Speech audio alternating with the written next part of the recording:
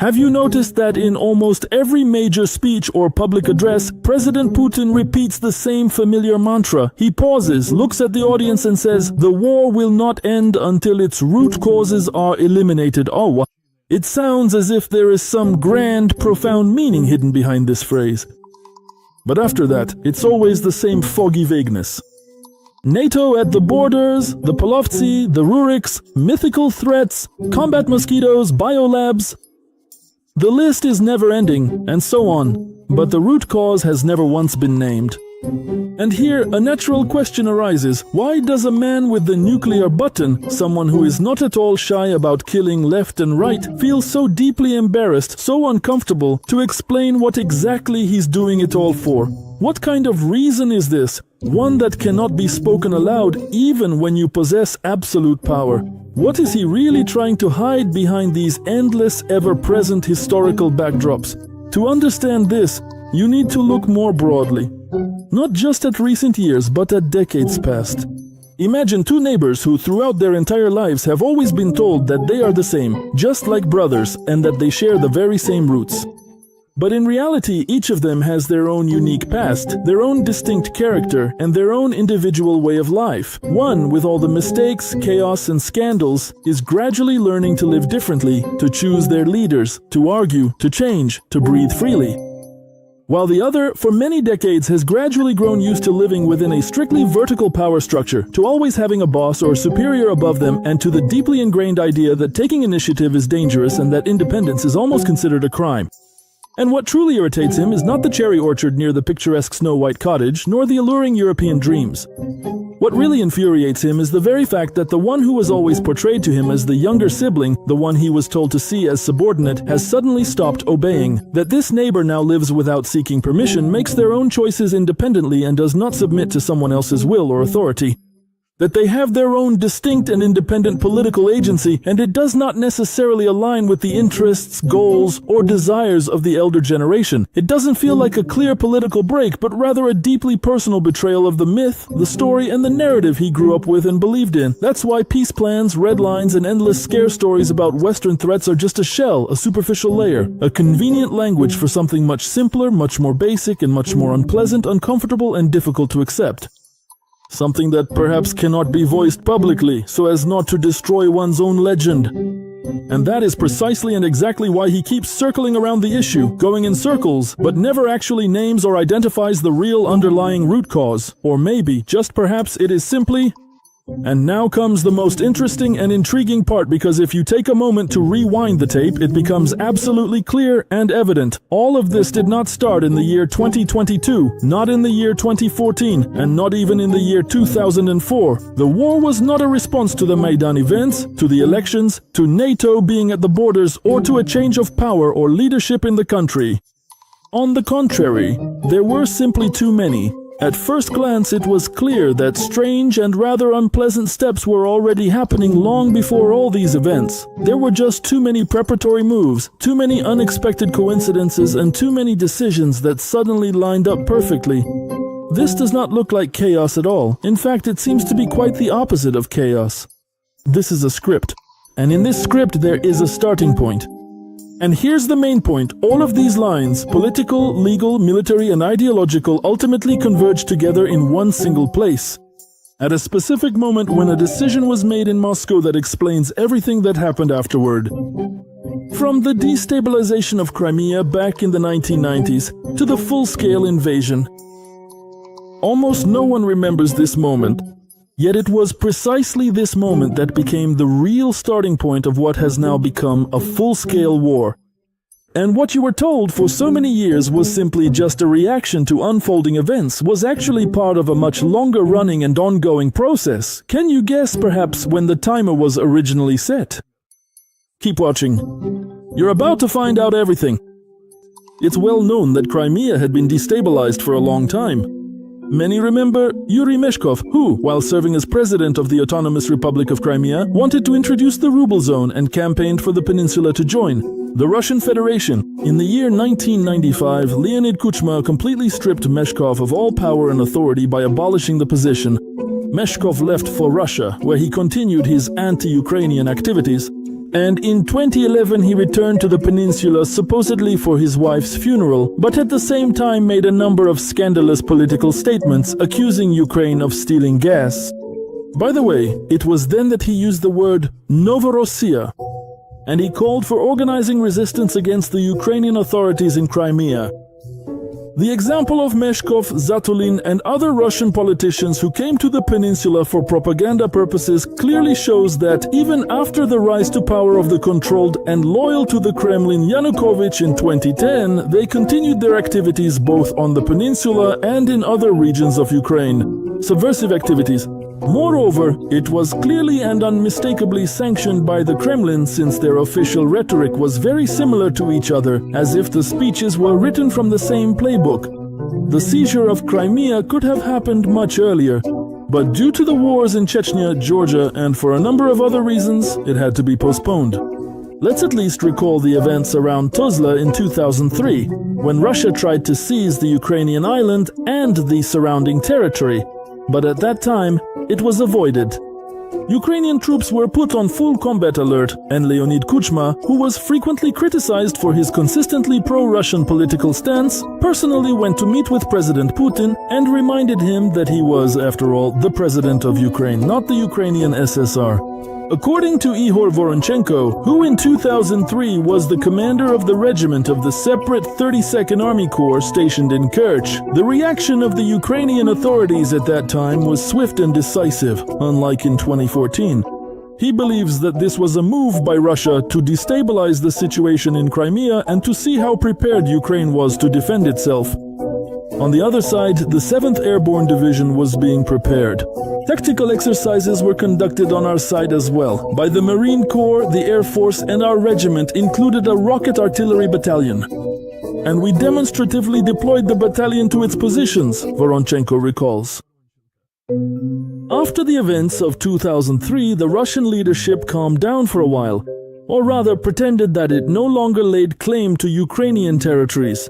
Nevertheless, Putin and his associates continued to prepare for war. Many people remember that the attack on Ukraine was preceded by a series of information, legal and economic wars that were actively waged by the Kremlin in the years leading up to the conflict. This was clearly visible on Russian television. On one hand, independent media were being destroyed and opposition journalists in Russia were persecuted or sometimes simply eliminated. On the other hand, the policy toward Ukraine was becoming increasingly unfriendly. By 2013, anti-Ukrainian and anti-Western rhetoric had transformed into military propaganda. The Russian population was already being prepared for armed conflict. Russia's legal preparations for war were carried out at the highest legislative level. Various regulatory acts were adopted to most effectively establish control over Ukraine. If you trace the chronology of these documents, it becomes clear how this process unfolded. You can see how Moscow's demands became stricter, how questions were raised about the legal status of Crimea, the level of Ukraine's cooperation with NATO, and the status of the Russian language in Ukraine. And of course, we can't forget the significant economic blows dealt to Ukraine by the Russian leadership. How Kyiv was pressured through trade and tariff wars, how gas supplies were cut off, and Ukrainian goods were systematically blocked in Russia with completely trivial and often fabricated pretexts invented for these actions.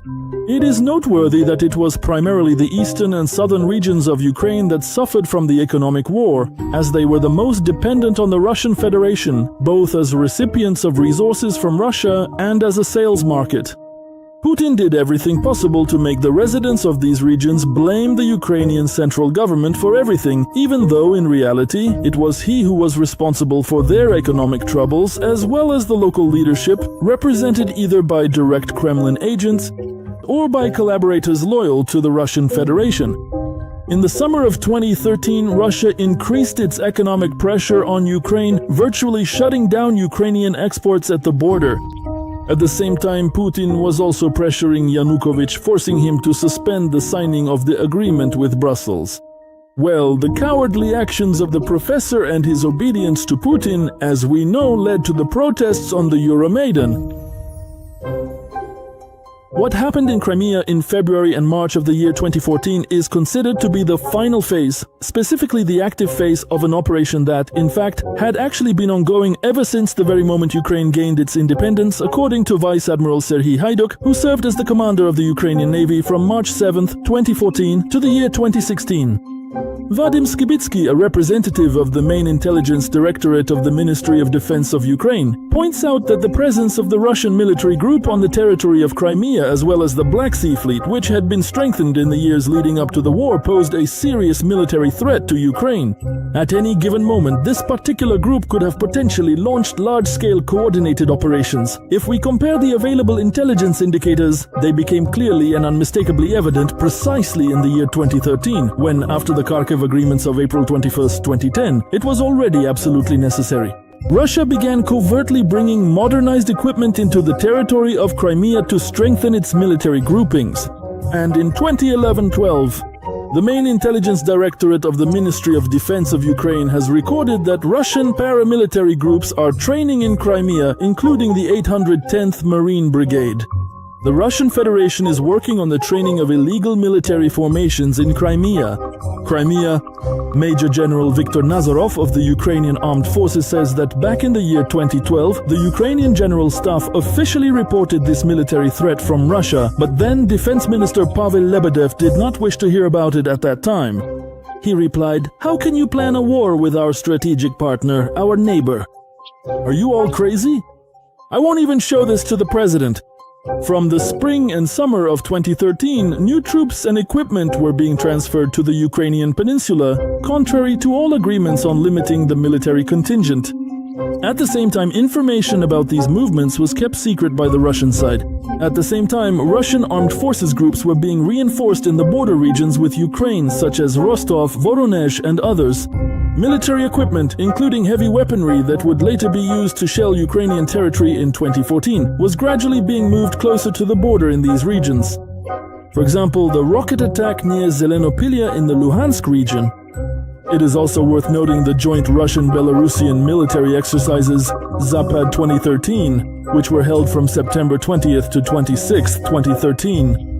They took place at training grounds in Russia and Belarus.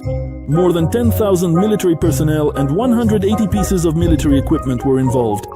The scenario of the exercises stated that a certain friendly country appeals to Russia and Belarus for help in restoring order in the country and assisting in eliminating terrorist groups that have seized power. It later became clear that Ukraine was meant, although this was never officially announced. Even then, the Kremlin understood that many Ukrainians were dissatisfied with Yanukovych and that his regime, which was leading the country into a dead end, could fall at any moment.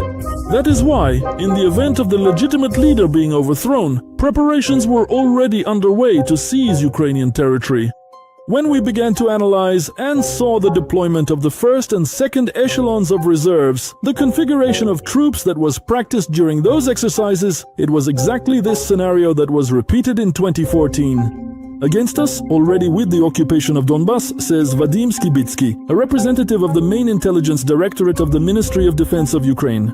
It is also important that after the Zapad 2013 exercises, some Russian troops did not return to their permanent bases, but remained near Ukraine's borders and were used in 2014 during the occupation of its territory. Let us also separately note the Sochi Olympics.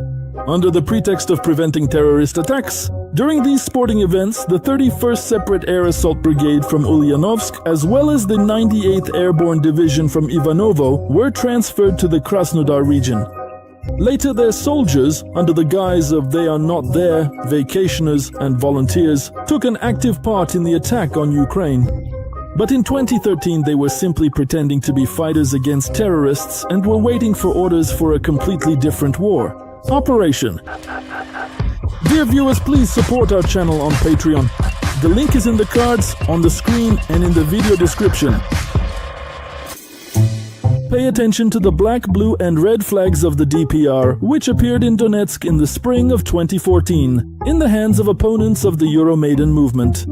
This parody tricolor was created back in 2004 to 2005 as the flag of the public organization Donetsk Republic. One of its founders, Andrei Pergin, who later became the chairman of the People's Council of the DPR, had been organizing pro-Russian rallies, strikes and pickets at the SBU building in Donbass since the time of the First Maidan. Pergin and his associates said that the creation of the Donetsk Republic was sort of a response to the First Maidan, and the appearance of the black, blue, red tricolors was already as the flags of the DPR, a response to Euromaidan. But all these arguments are negated by just one fact: the distribution of passports of the citizen of the Donetsk Republic during the period of 2011 to 2012, when Yanukovych held the presidential seat and his party of regions had monopolized power. Residents of Luhansk remember how in 2012 at the Cosmos Shopping and Entertainment Center, which belonged to another Putin supporter, Vladislav Krivobokov, strange events were held, accompanied by the distribution of such passports, as well as leaflets and literature. On the covers from that time, you can clearly see the same tricolor with the double-headed eagle. Those handing all this out kept repeating, "Ours will be coming here soon." In response to what did Comrade Pergin and the Russians supporting him organize such events and prepare the population of Ukraine's eastern regions for separation from the country? And why did neither the leadership of Luhansk nor law enforcement agencies who knew about this improvised passport distribution take any action at the time? The answer is simple. They themselves were in regular contact with Russian politicians and intelligence services, helping to prepare the ground for the occupation of their region. All of Pergin's claims that the Donetsk Republic was created and developed solely by the residents of Donbass do not correspond to reality. If at the initial stages of this movement's development the Russian side was almost invisible, then as it drew closer to the bloody events, by 2014, the involvement of the Kremlin and Lubyanka in supporting Pergin's actions became increasingly obvious.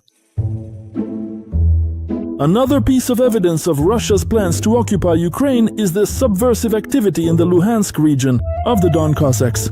It was later revealed that the masquerade with sabers and whips was just a cover, and in reality these people underwent real military training with modern weapons in the Rostov and Voronezh regions in 2011 and 2013.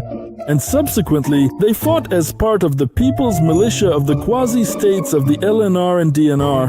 There were several Cossack organizations that flooded Donbass and had their command centers in Russia.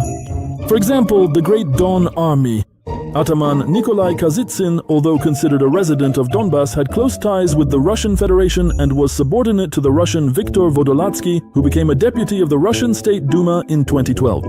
The Great Cossacks regularly held pro-Russian events in the Luhansk region, and if in the 1990s they still somehow tried to conceal their anti-Ukrainian stance, after Putin came to power, with each passing year they behaved more and more openly and aggressively. Ukrainian activists repeatedly drew the attention of law enforcement agencies to the fact that Russian Cossacks, when holding their gatherings in the territories of Luhansk and Donetsk regions, openly referred to them as Don host oblasts belonging to the Russian Federation, completely ignoring Ukrainian law. But the response from the Security Service of Ukraine and the prosecutor's office was rather sluggish. And in January 2014, again still under Yanukovych, at the initiative of the Luhansk Regional Council, these Cossacks were already given weapons called voluntary patrol units and allowed to guard certain administrative buildings and patrol the streets. Naturally, when Yanukovych fled the country and the Euromaidan supporters eventually came to power in Kiev, these Cossacks, along with loyal police officers, quickly and decisively took control of most of the Luhansk region. And other sites, such as the security service buildings, military units and so on, were seized by force. And let's not forget that long before Yanukovych fled Kiev, Luhansk Oblast was simply being flooded with weapons, which were distributed both to previously recruited residents of Donbass and directly to Russian citizens sent to eastern Ukraine. Let's also recall such a prominent activist of the Russian Spring as the Esau of the faithful Cossacks of the Black Sea named after Suvorov, Andrei Shibichenko. Who was specifically overseeing this? Whether it was the Black Sea Cossacks, the GRU, the FSB, or other Russian security forces is still to be determined. But what's important is that his example clearly shows how the agent network operated during the period from 2011 to 2013. There were dark spots in Shibichenko's biography as a medical professional, including a criminal case for professional negligence that resulted in a patient's death. Russian special services operating in Ukraine primarily tracked people like this, those who had compromising material against them and were easier to control. In 2012, Shibichenko, who had previously lived in Odessa, moved to Luhansk and became the editor of the website Russian Luhansk. Don Cossacks, together with priests and parishioners of the Moscow Patriarchate, block roads in Luhansk and demand either the installation of a monument to Catherine II or criticize various draft laws being submitted to the Verkhovna Rada for consideration. After that, Shibichenko writes reports about the events held on Russian Luhansk. Moreover, from the pages of this resource, he and his associates regularly sling mud at well-known Luhansk scholars, journalists, and politicians. They threaten them with physical violence and call for their expulsion from Luhansk. Moreover, Kazak was so confident in Russia's support that back in April 2013, without any hesitation, he declared, "I will fight against the SBU, the prosecutor's office, and all of Ukraine. We'll meet at the barricades when they rise up in Luhansk." He said this 6 months before the first protests on the Euromaidan even began. Shibichenko did not seem like a city madman, and as later events showed, he wasn't just trying to scare people with talk of war and barricades, he actually knew about them for real. And of course, he was aware of the increased activity of Russian troops in Crimea and the border regions of Russia. By the way, you can Google the barricades and checkpoints in Luhansk that were built in the spring of 2014 by LNR members and the Russians overseeing them. They were constructed professionally and in no way resembled the makeshift handiwork of ordinary Donbas miners. Shibichenko himself, whom the devout elderly women affectionately called Father Andrei, served in one of the churches in Luhansk. At the same time, he traveled to the Rostov region, where he underwent military training, clearly not with Cossack sabers. In the spring of 2014, this priest, along with other Russian Spring activists, took part in the seizure of buildings, and by summer he appeared on YouTube as the commander of a mortar crew in the Zarya battalion. By the way, it was this very unit, this illegal armed formation, was accused of shelling Luhansk not only by the Ukrainian side, but also by the first head of the LPR, Bolotov. Shibichenko was eliminated in the winter of 2015 near Chernukhino during an attack on the positions of the Ukrainian armed forces. And in April 2021, the grateful LPR authorities, who had used him as cannon fodder, unveiled a memorial plaque for him in Luhansk. Undoubtedly, one of the most important tools in Moscow's hands was the clergy of the so-called Ukrainian Orthodox Church, which was essentially a branch of the Russian Orthodox Church, subordinate to the Moscow Patriarch Kirill Gundyayev. Taking advantage of the trust of devout parishioners, these merchants in cassocks regularly conducted anti-Ukrainian propaganda in their churches. Long before the Euromaidan, Sunday schools and parent committees were established at the churches, whose main purpose was not so much to promote faith in God, but rather to engage in political activities, distribute leaflets, sow distrust of Ukraine among parishioners, and frighten them with tales of a decaying West and the prospect of joining NATO. Together with the Don Cossacks we mentioned earlier, as well as Vitrenko supporters and communists, what a surprise, priests and parishioners of the Moscow Patriarchate held religious processions and advocated for union with Russia. And they opposed any attempts by the central government, let's recall Yanukovych was still in power then, to take even the slightest step toward the West. By the way, at such events you could also spot the well-known Luhansk deputy provocateur Arsen Klinchev. He was a member of the Party of Regions and was backed by the regional leadership. In October 2013, he became head of the Luhansk branch of Medvedchuk's organization, Ukrainian Choice. And as for who was behind Medvedchuk, we have all known that for a long time. His godfather is the Bunker Führer. In March 2014, Klinchev and his associates seized the regional administration building and raised the Russian flag. They were later detained and taken to Kiev, but after some time, for reasons unknown, they were released.